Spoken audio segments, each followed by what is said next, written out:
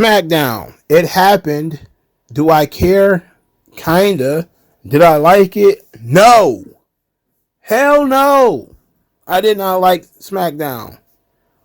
I disliked SmackDown so much that I actually watched more of the TNA pay-per-view, which rejected me. I got a violent ulcer watching that TNA show. It made me watch SmackDown. It revolted me back to SmackDown. I retched and went back to SmackDown. I wanted to watch something else other than SmackDown. After match 1, I wanted to watch something else.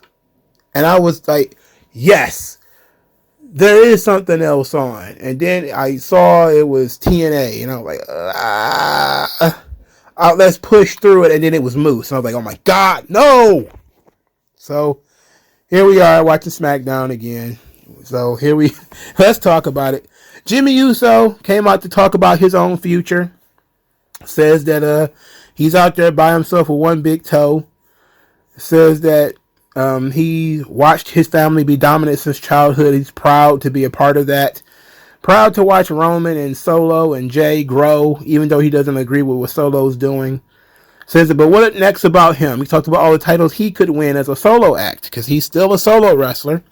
And then he gets attacked by Drew McIntyre, who kicked him in the face. Nick Aldis says he doesn't need Drew's bad attitude and extracurricular activities on his product. Even Nick Aldis he's as ineffective as Adam Pearce. There's nothing you could. People getting attacked backstage and shit. That just happens in wrestling, bro. You just gonna have to get over it.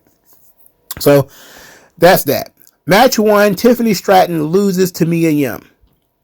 She lost to Mia Yim. Why would you put her in this tournament for her to lose to Mia Yim? I don't get this. This pissed me off. This violently rejected me. I didn't want to watch the rest of this show. But the only other thing was Moose and Kushida. 2 musty mothball guys. I didn't want to watch that either. So I suffered through Tiffany Stratton and Mia Yim. Tiffany has all the charisma and talent in the world, and the fans actually like her. So of course she's going to lose to somebody who gets no fan reaction. That's perfect booking. It's inspired booking. And then I look online and all I see is, oh, Mia Yim, she worked so hard for this back in 2018. She ain't done shit lately. She ain't done nothing lately. She's not over. Nobody cares. And, oh, she was so good in 2019. Who gives a fuck? Tiffany Stratton should have a rocket strapped to her back. To be quite honest, she should be the world champion right now, if we being real. If somebody was serious about booking a promotion, Tiffany Stratton would either be A, the number 1 contender, or B, the world champion right now. And ready to defend her belt against somebody like a Bianca Belair. Instead, she's on this show losing to Mia Yim. Because we got to put over the journeymen, bro. Oh, the journeymen, they paid their dues, bro, even though they're not over. Imagine some dipshit thinking that, oh, Brock Lesnar got to pay his dues, man. He's got to go out there and lose to Test. He's got to go out there and lose to Hardcore Holly because he ain't paid his dues yet. That's not what you do. You don't kill your prospects. You hear this girl get a huge pop every week and you decide she's the one that's going to take the pin. That's stupid. It's stupid. Triple H is stupid. And then he books the other side of the tournament. Chelsea Green versus Bayley. Now, before we get into the match, I do want to discuss that there was an idea. It was kind of an insane idea. I guess it was pitched by Matt Cardona, I would imagine. That there would be a match at the Hammerstein Ballroom. Matt Cardona and Chelsea Green versus Megan Bayne and Joey Janela. And WWE shut that down. They're like, no way. No way. Brett Lauderdale, are you retarded? For starters, I think Megan Bayne works for AEW. She hasn't said that she doesn't. But she also hasn't said that she does. And Joey Janela sucks. I would not want Chelsea Green involved with this. No, none of this. And it seems to me like it would be GCW trying to buddy up to WWE because they're in the middle of a war with AEW. And so they're trying to be like the proxy. You know, they're trying to be Ukraine in this situation. Like, oh yeah, occupy me. And, you know, you'll be closer to your goal of annihilating your enemy. Which is probably something Vince would have been down for, but I don't know. They clearly have a plan for Chelsea Green that doesn't involve her wrestling in the Hammerstein Ballroom with her husband. So, anyway, Chelsea Green defeated Bayley. She had a little bit of help from Piper Niven. You know, of course, that's always the case. Bayley losing, it didn't really bother me that much. She didn't need this whole scenario. So the finals is Chelsea Green versus Mia Yim. These two have history. Of course, they had the dumpster match not long ago. Chelsea lost that match, so I would imagine she's going to win the Women's United States title, which means that Triple H is booking for the internet. Look, there's nothing wrong with Chelsea Green. I'm not saying that Chelsea Green is not the right choice. I'm saying if you look at the roster of people that you have, Chelsea Green is just now starting to win matches. Did Chelsea Green win singles matches before this tournament started? No. She almost always lost, actually. She almost always lost in embarrassing fashion, actually. So, look, she's over. She's very talented. She can carry the damn thing. If you give the belt to Chelsea Green, and she should win it, if we're talking about putting the United States title on somebody and it matters, Chelsea Green would be perfect. So I don't disagree with the internet. I just think that you don't bury people like Bayley or Tiffany Stratton. I know Bayley is hard to bury, but Tiffany Stratton and Bianca Belair and all of them, you take all of them and they all catch losses so that Chelsea Green can walk away with the title. I mean, come on. Get real. You should have just did a singles tournament full of people that nobody care about with Elektra Lopez and all of them and had them lose. You know, and the Biancas don't have to take pins. They also don't have to get disqualified and all that stuff. So, Chelsea Green versus Mia Yim at Saturday night's main event. I'm probably going to go to the bathroom during that. But that Tiffany Stratton thing that hit me in the face like a bag of hammers. I can't believe he did that. So the Motor City Machine Guns and DIY had dueling promos. Johnny Gargano talked about being screwed out of the belts in Cleveland. How he was embarrassed in front of his family and friends. He said he's going to do whatever it takes. And then he saw that Motor City Machine Guns jump the line. And he says he was glad to see them get their flowers, but too bad it was at their funerals. And then Tommaso Ciampa says that Gargano is the mastermind, while he is the madman. This is DIY. They're the tag team champions. Bleh. Motor City Machine Guns cut a promo. Alex Shelley talked about Johnny Gargano changing. He's known him for 18 years. And just like that, it's all over. Next week, he's going to show Johnny Gargano why he has always been the teacher and Gargano has always been the student. This is similar to what Alex Shelley was doing in TNA, actually, when he was talking about mentoring various guys and how he never got his chance. But he can't really say that now because not only was he world champion in TNA, but he got a super push in WWE right out of the gate. So it's kind of like they're basing this all on their back history, which is fine, you know, whatever. They showed some pictures of them being friends and stuff too, which helped. That actually added a lot of weight to the story, but I don't care about DIY, so very hard for me to care. Roman Reigns had a very cinematic promo with music and mood lighting and Paul's in the background with his hands clasped together, and Roman starts to explain how everything fell apart. He lost everything, his bloodline, his championship. He lost his Ulafala. And I love this part of the promo.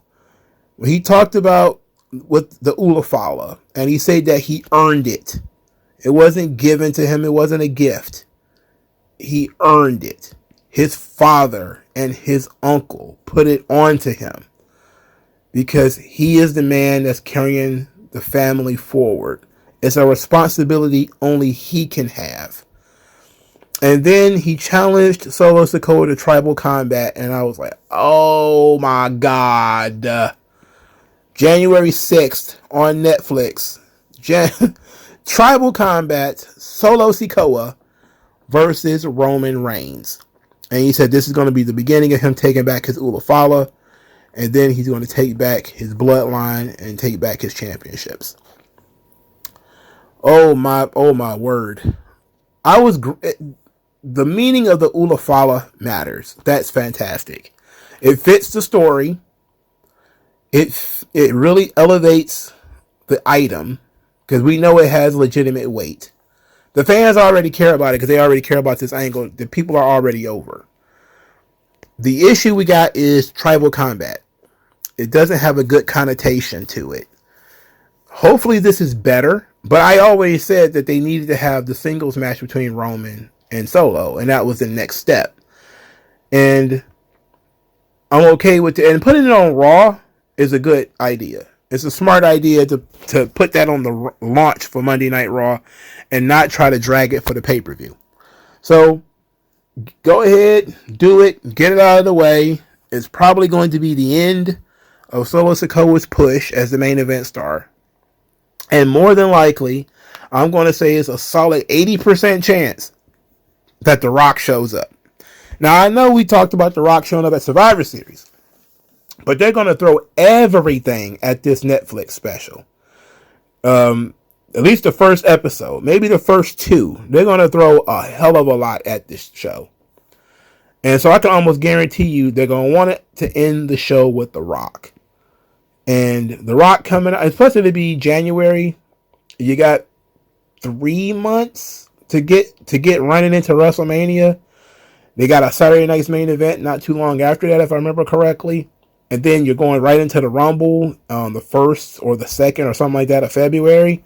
So they got to get this thing started if The Rock's going to be there. And the Netflix, it seems to be a perfect time. And so you have to end the Roman Solo leg of the story. And ending it on the Netflix show is great. You know, it's very smart. This is one thing that Triple H has done somewhat better than Vince. Is he's timed up the ending of these stories really well with big events for the company. That's solid booking. That's good booking. You know, even if he had to drag it, booking Solo versus Roman at the Netflix launch is perfect. Just like when Vince booked the WWE Championship match on Fox, you know, Brock versus Kofi. That was smart. And Triple H is doing something similar. So, and they know that Roman is a bigger draw than the championship. So who cares what title is going to be defended? Even though I'm pretty sure both titles, both main belts might be defended. But that's the important bit. Is they got Roman for the show, and Roman hasn't wrestled on Raw in years. So give people every reason in the world to watch the show. Good. Santos Escobar is very upset with Nick Aldis. He thinks Nick Aldis is playing favorites, which he is. Then he says that the Legado del Fantasma is probably better off on Raw, which I don't think you can threaten him with a good time. Then Carmelo Hayes said he's going to make light work of the mystery opponent. And it's like, oh yeah, go for it. And then it's Braun Strowman, and he got squashed. Less than 5 minutes, Carmelo Hayes gets beaten by Braun Strowman. Look, let's talk about this for a second, because I was so mad at this because I have been sitting and be getting lectured by dipshits for 2 or 3 years about Shinsuke Nakamura losing to Jinder Mahal, or Asuka being beaten by Carmella. And then you have Carmelo Hayes getting beat by Braun Strowman in like 5 minutes, less than 5 minutes. This is shit booking. This and that Tiffany Stratton stuff is profoundly fucking stupid. You do not book people that you see a future in this way. I saw people, oh man, Carmelo Hayes is an undersized, cocky heel. Of course he's going to be, and he didn't know who his opponent was going to be, man. Why are you so upset about this, man? He's not supposed to be in this position. This was some shit you do with The Miz. This ain't some shit you do with a prospect. This guy was supposedly the #1 draft pick from Smackdown, and you beating him in 5 minutes. What are you doing? Why would you do this? What would make you think this is a good idea? This is going to get Carmelo Hayes over. Him getting beat up by the last time we saw Braun Strowman, he was losing to Bronson Reed. And now he just comes in and mows over Carmelo Hayes. Just mows him right on over.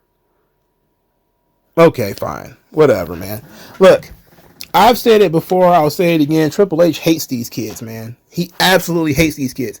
And then, not only did he go through the trouble of steamrolling Tiffany Stratton every chance he gets, but now he went and ran over Carmelo Hayes. And then he said, hey, you know what? I'm not done. Bronson Reed, why don't you go out there and you have a segment with Pretty Deadly, and you completely ignore them too, steamroll them, and then we're going to put you in a segment with Austin Theory and Grayson Waller this week and next week. So guess what? He can beat them up too. Look, there was a time and a place for Braun Strowman. You know, that was like 2017, 2018. That was 7 or 8 years ago. You know, if you want to use him as a special attraction, I'm okay with that. But, you know, there's a usage for Braun Strowman. If you're going to have Braun Strowman wrestle, I don't know, Gunther or Cody or somebody like that, and, you know, be a dominant heel or a dominant babyface that could put them in peril, that's good. But he's in Jolly Big Show situation here now. We're just going to come in and kill everybody's momentum. That sucks. And I don't see the point in investing in these young characters if they're just going to get steamrolled and killed. You know, because you're not getting anybody over at this point. This sucks. This is the shits. That pissed me the fuck off. And you know what? In 3 or 4 years, AEW is going to have one hell of a roster, dog.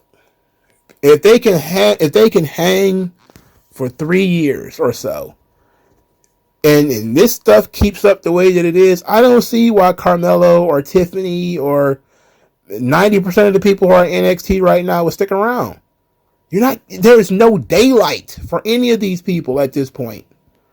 Even the fucking mid-card belts are just going to people who've been around forever. And I love Chelsea Green, but fuck, I could think of 5 women in WWE who would benefit more from winning the U.S. title, and it would build them for the future, rather than just giving Chelsea Green a LA Knight type United States Championship run, which is, hey, you got over with the fans, here's a belt, and we're going to put you in a closet for 3 months until it's time for you to lose it. Because that's exactly what they did with LA Knight. They struggled to actually do anything with him. And speaking of LA Knight, cut a promo.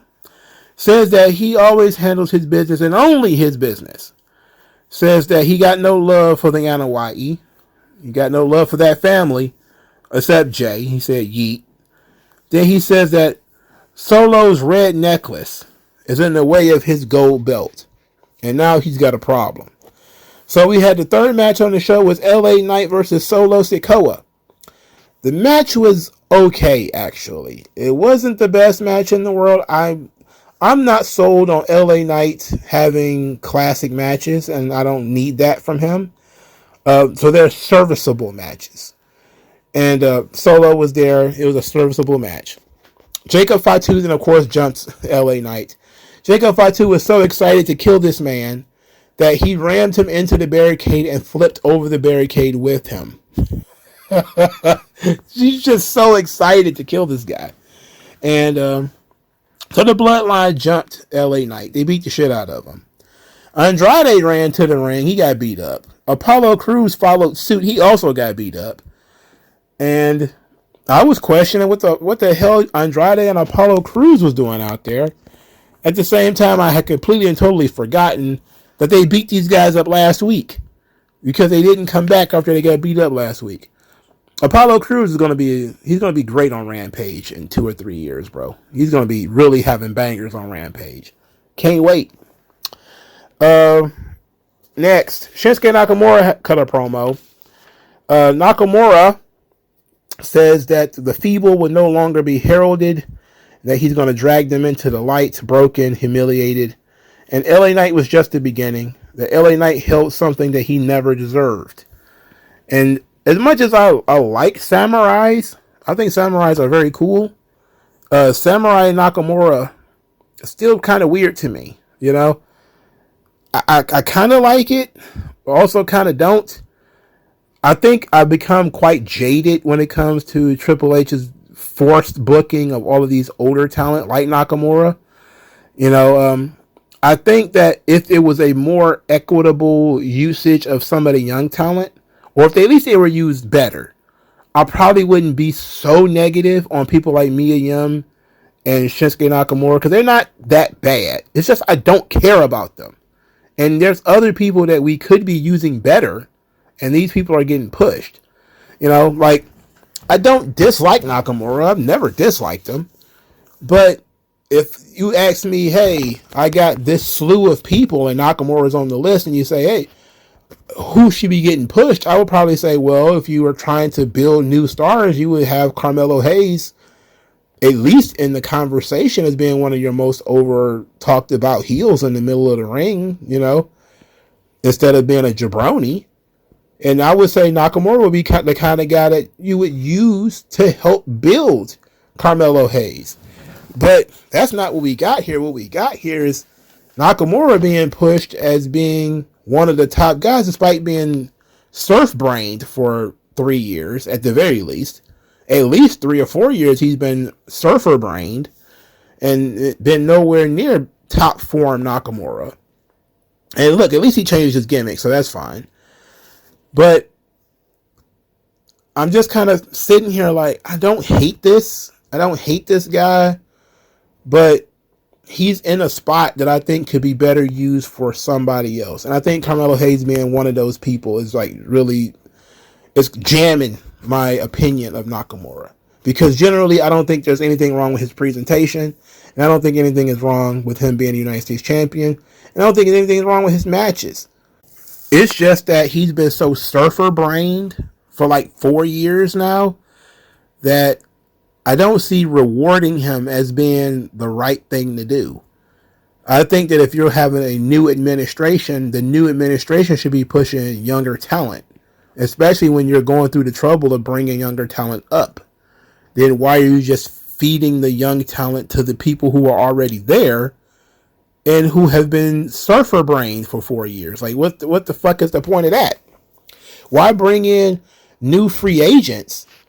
You know, I know Andrade is not exactly a new talent, but you went through the trouble. This guy assaulted somebody at his previous workplace trying to get out of there. You know, like he was trying to get out of there so bad he beat somebody up.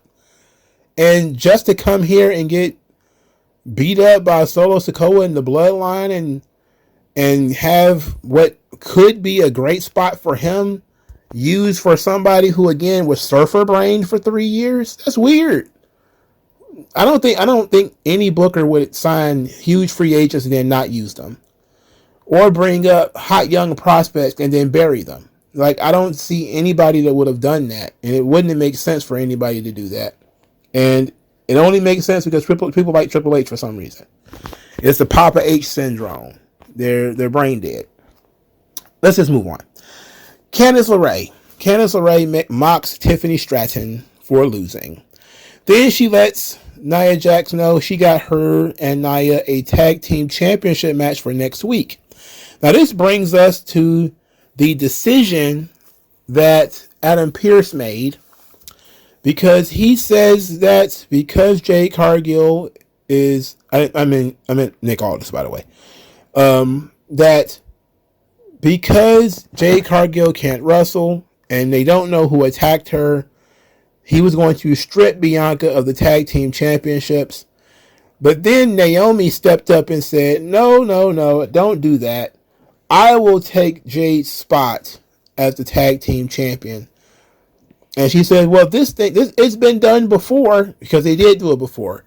When I think Trish Stratus filled in for Lita as a tag team champion, and Lita never came back.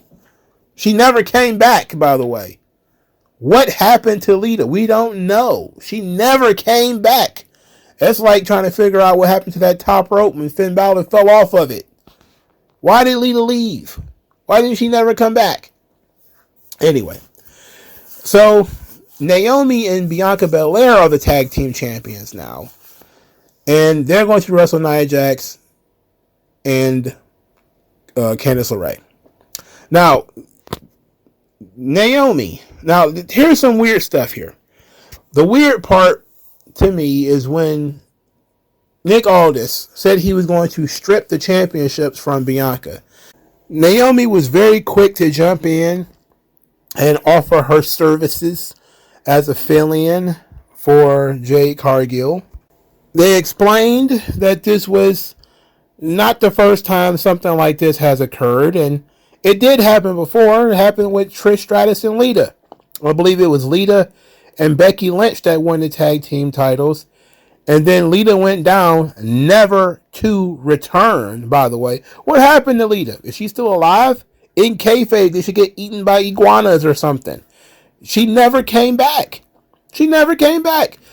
I guess what happened to Lita is the same thing that happened to Finn Balor when he went to that top rope. Divine intervention, God smited them, and then they just never came back. It's never happened. No explanation whatsoever. So they said basically that you've done this before. We've had substitute tag team partners where people have gotten injured before. You know, Chelsea Green got to pick her own partner to carry the titles. So Bianca got to pick a partner, but Naomi volunteered her services at that point in time. Now, at least in this situation, you could argue that Bianca, Jade, and Naomi are basically a stable, kind of. They team together all the time. They're the best of friends, so it's not that suspicious that Naomi would volunteer to take Jade's spot. But it is part of the story about, hey, maybe Naomi was expecting this to happen. And she jumped in to become a champion again. And now she got a belt without having to actually wrestle for it. Because Triple H booking is so repetitive, something tells me that it will be a situation the same as Trish, Lita, and Becky Lynch from, I think it was 2022 or 2023 when Trish and Becky had their feud where Trish filled in for Lita and then they lost the belts and then Trish turned on her. I could see that being the case here, that Naomi and Bianca, they're going to work together. Naomi's going to end up losing the titles for the team, and she's going to blame Bianca for it and turn on her. And or maybe Bianca's going to be the one that's going to get pinned, and Naomi's going to turn on her at that point. Because Triple H is very uncreative. So I could see that being the angle that they're shooting here. Because they're not really doing a good job of investigating. You know, when usually there is some kind of investigation, there is a baby face that is out on the prowl trying to figure out who it is. But Bianca just keeps going to Nick Aldis like, what do you know? Like, what's the information? What do you know? Again, when Undertaker got put in that vegetative state, Kane went full shadow. You know, he was turned into Batman all of a sudden. He started doing his own investigation. He didn't wait for Teddy Long to try to figure it out. He went and did it himself. So I was thinking maybe Bianca would do the same thing, but that would actually make her cool, you know, where she would go out and hunt down the various villains. And where were you when Jade fell off the thing? And she was hemming people up in the locker room with her sparkly jackets. That would be fun. That would be great. You know, she might actually look like a hero if she was strangling like Chelsea Green backstage or something like that, trying to figure out where she was when Jade was attacked. I mean, that would be badass, wouldn't it? That's exactly why it hasn't happened. Because it would be badass. So, I could see it just being Naomi. and they're going to pull the fast one, and Naomi's going to turn as soon as they lose the belts. And then probably you'll have Jade return a week or two later, and there's going to be that. But they're going to wrestle and defend the tag team titles on a taped episode of SmackDown that's happening after this show. And I don't know the spoilers because I don't really care about spoilers. So I'm going to guarantee they didn't lose. Otherwise, they'd be all over the internet at some point. All right, so the closing segment was Cody Rhodes, Kevin Owens. Kevin Owens is in his car again, yelling. I hate Kevin Owens. I really do, man. He sucks so bad. But at least he made a decent point here where he talked about Cody Rhodes using all of his friends to finish the story and then turning his back on all of his friends by working with Roman Reigns. At least I got a kick out of that. That was good. I like that turn.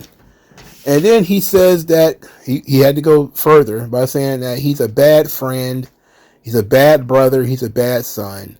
And then said he was more interesting at Stardust. And that got a lot of, oh, there's a lot of people like, oh, that's a burn. Take that, Cody Rhodes. He said you were more interesting at Stardust, bro. How about that? That was funny, bro. Kevin Owens, you're a very funny guy. Fuck you. Kevin Owens is a fat goober. He sucks. He reminds me of Bill from King of the Hill. In any event, Cody was so upset. He was so perturbed by this. He was so irate. He was so annoyed. He said, how about I go find Kevin Owens right now? And he just put down his microphone and went back there. And then somehow Kevin Owens is outside of his car now. Like he can actually leave the car at some point if he desired. So he left the car. And they had a brawl in which Kevin Owens beat up Cody Rhodes. So there's that. And then the closing segment of the show was Kevin Owens holding the big W as the show goes off the air. A lot of people are making a lot of noise about perhaps the Winged Eagle belt being used for Saturday night's main event for one night only. Cody carrying the thing out. Oh, I can tell you this. Kevin Owens got a lot of things he didn't deserve in this business. Wrestling Stone Cold Steve Austin, main eventing WrestleMania with the Usos.